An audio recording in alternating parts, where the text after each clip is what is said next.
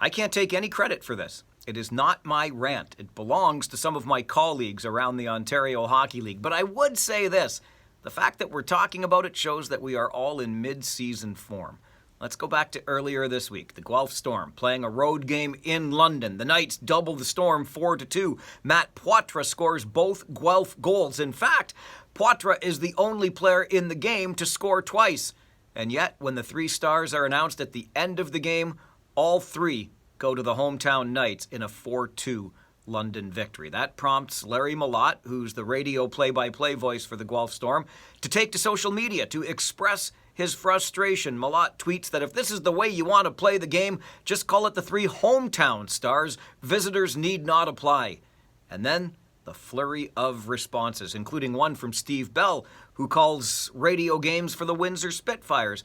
Bell says, "This is such an embarrassment around the Ontario Hockey League. It happens so often that he doesn't even acknowledge the 3 stars on his broadcasts, at least not the 3 stars that are announced in the arena. He makes up his own."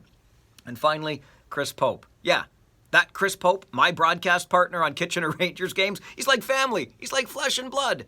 And he decides to pour some kerosene onto the fire, pointing out that on only 2 occasions so far this season have the London Knights won a home game and a visiting player was awarded one of the stars. Listen, every time this discussion comes up, we inevitably get the eye rolls and people say, nobody really cares. Well, I'm here to tell you that if we're talking about it, people care. And then the argument, we shouldn't even do this. The 3 stars was a sponsored gimmick in the first place. Let's just have a player of the game from each team.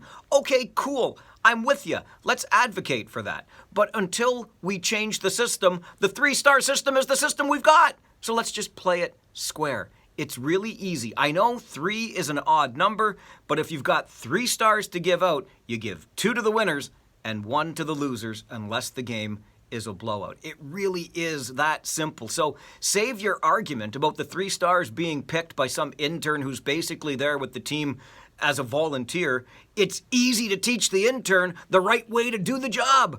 2 stars to the winners, 1 star to the loser, unless it's a blowout. And for this notion that nobody cares, forget talking heads like me ranting about it. How about the player who is playing in a city that is closest to his hometown, or maybe in his hometown with the visiting team, his friends and his family? We know that players get tickets. They're allowed to access tickets for their friends and family when they're on the road. Imagine that player having a really good game on the road in front of family and friends. And that would give him the opportunity to come out for a little skate, wave his stick in the direction of his family and friends, and get a little bit of an acknowledgement in the game. Those family and friends know he played well. Everybody else in the arena know that the player played well. Why do we deny him the opportunity to have a little skate at the end of it all? Are we really that much of a homer in this league? Come on, it's not that difficult. Say it with me now. When you're giving out the 3 stars, give 2 to the winners and 1 to the loser. And everybody's going to be happy and we'll save our breath. I'm Farwell. It's Friday. I'll see you at the rink.